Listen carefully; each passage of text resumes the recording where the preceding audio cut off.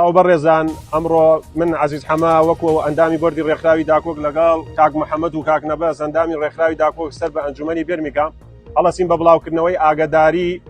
ڕێپێوانێکمان هەیە کە دووشەمەکە 25 لە شاری لەندەن